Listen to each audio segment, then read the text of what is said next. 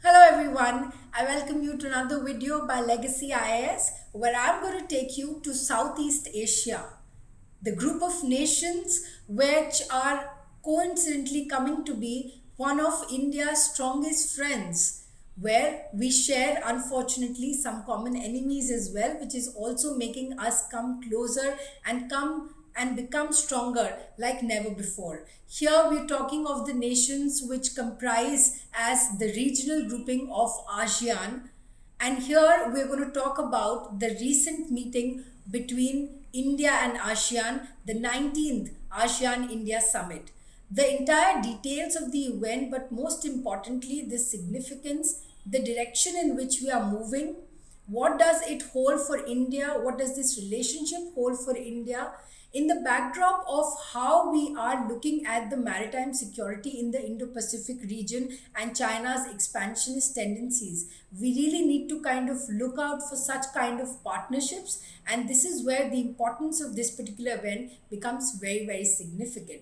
Now, as far as ASEAN is concerned, it is, of course, the association of Southeast Asian nations, all right, a regional grouping with the objective of promoting both economic as well as security cooperation. Its member nations include Brunei, Cambodia, Indonesia, Laos, Malaysia, Myanmar, the Philippines, Singapore, Thailand, as well as Vietnam. Now, if you look at ASEAN, its importance is immense because we're looking at a population of 662 million people and a GDP of $3.2 trillion. So we're talking of a population not so high, but in terms of its contribution to the GDP, it's enormous. Also, if we look at this particular group, it plays a major role in the Asian economic integration. All right, the way in which it negotiates to bring in one of the largest free trade agreement and lot of free trade deals with several other regional countries, the importance of ASEAN is absolutely amazing. Now, if we look at the relationship that India has with ASEAN, both these regions, India as well as the group of countries which together constitute ASEAN, they are bound together by shared history and culture. The movement of people which happened back from the ancient ages of philosophers, of people, and traveling till date, the relations is basically very fundamental and important for India's foreign policy. India's relationship with ASEAN basically started or got strengthened with the Look East policy, but further gained much more rigor with the Act East policy announced in 2014, where we were just trying to emphasize how much importance we give to this particular region and our activities here. India, in fact, it described ASEAN as central to India's Act East policy and also the larger vision it has in the Indo-Pacific region. Now, if we look at the features or what exactly was this summit, the ASEAN-India Summit, now to commemorate the 30th anniversary of the dialogue which is basically begun between ASEAN and India, for that this particular summit was organized on 12th of November in Cambodia. All right, in Cambodia, this entire event took place under the particular theme of ACT, which is addressing, challenging, and together. That you essentially come together, address, and look out to the opportunities. So, this theme basically is trying to counter all the regional issues with the objective of seeking prosperity, growth, stability among all the states, which is the central theme of even ASEAN for that matter. Now, as far as this particular summit is concerned, something unique happened that for the very first time, our Indian delegation was actually headed by the Vice President. There were actually two reasons for this. Firstly, if you look at ASEAN summits, you don't really need very high level political participation. So you did not have the president or even the prime minister going there. The vice president's presence was also quite sufficient. And also, other besides them, a lot of other high level political leaders attended it. So the heading by the vice president was a good decision and quite sufficient looking at the importance of this particular event. Now, if we look at the highlights of this particular event and what are our major takeaways, what is the direction in which the future of this relationship is going, we will look at firstly what the joint statement said on this particular issue. They emphasized and recognized the importance of the unimpeded lawful maritime commerce. So, freedom of trade across the sea routes, open sea trade is something that was very, very significant and core in the hearts of both the ASEAN nations as well as India.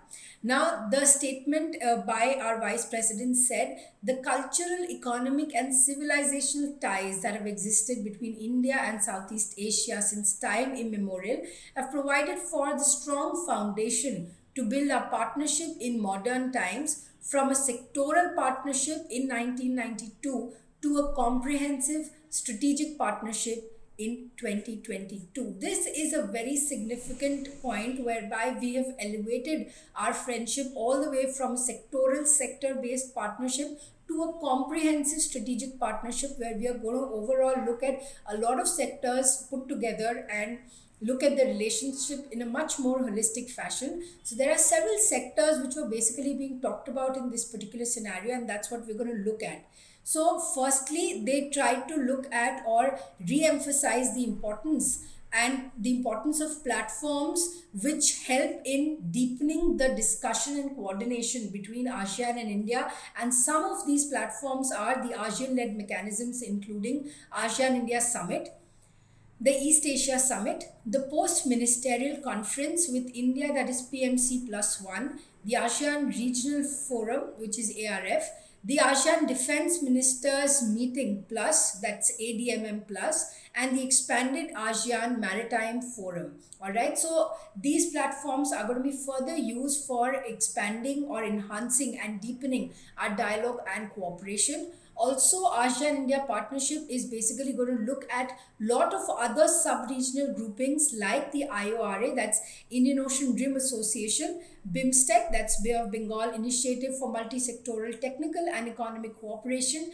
and the IMT-GT, which is nothing but Indonesia, Malaysia, Thailand Growth Triangle. All right, so a lot of these forums are also going to be utilized in this journey of India-ASEAN relationship.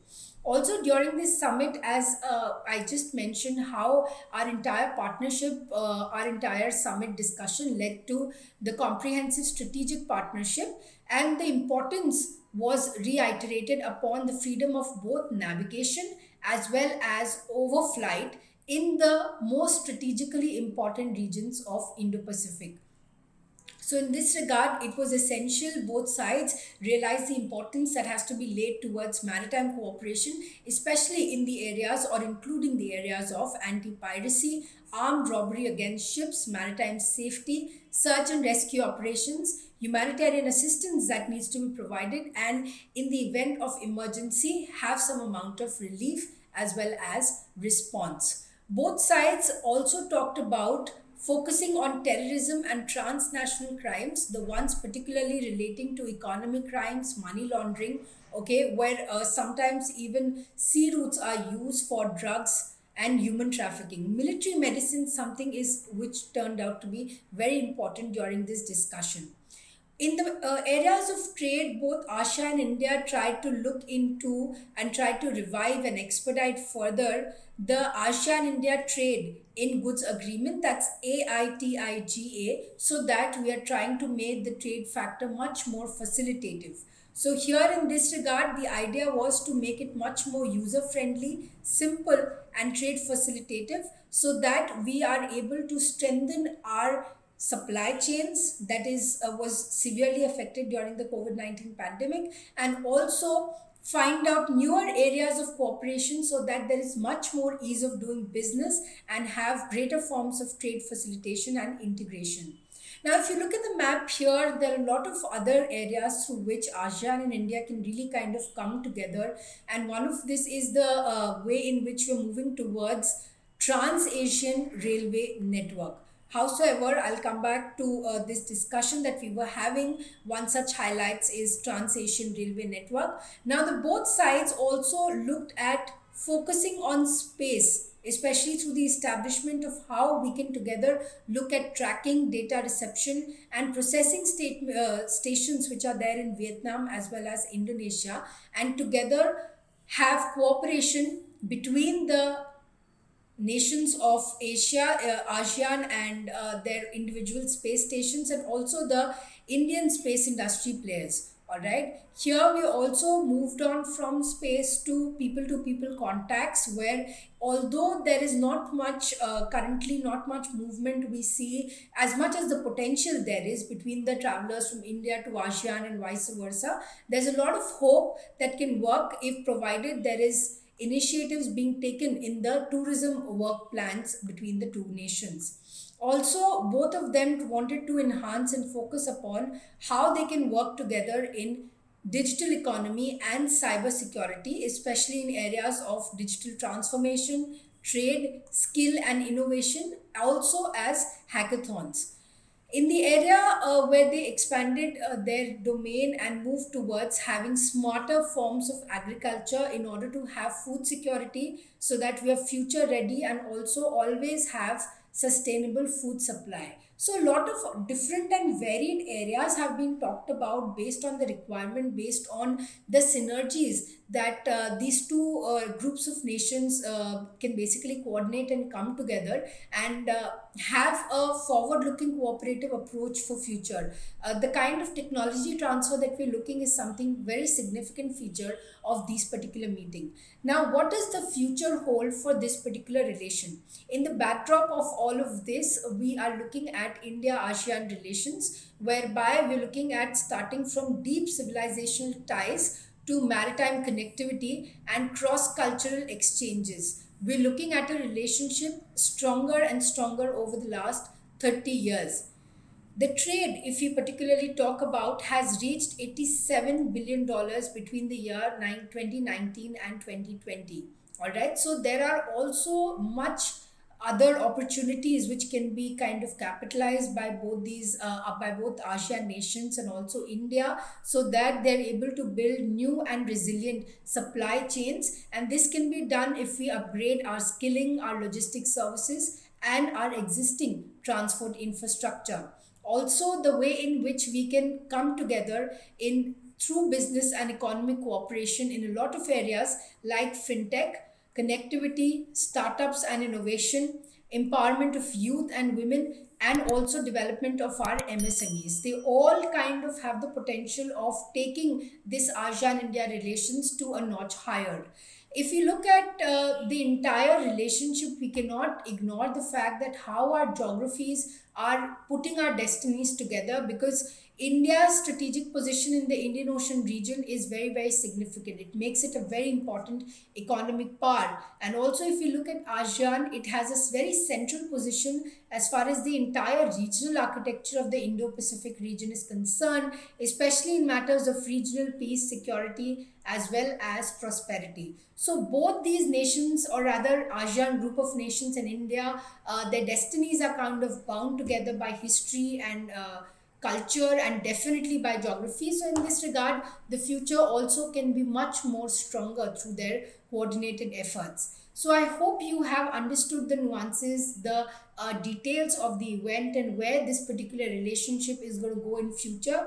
Keep watching for more videos relating to India's relations with other nations and foreign policy by subscribing to the Legacy IAS channel. Also, if you've liked this particular video, let me know by liking it, and also let us know how you will share it with your friends ahead.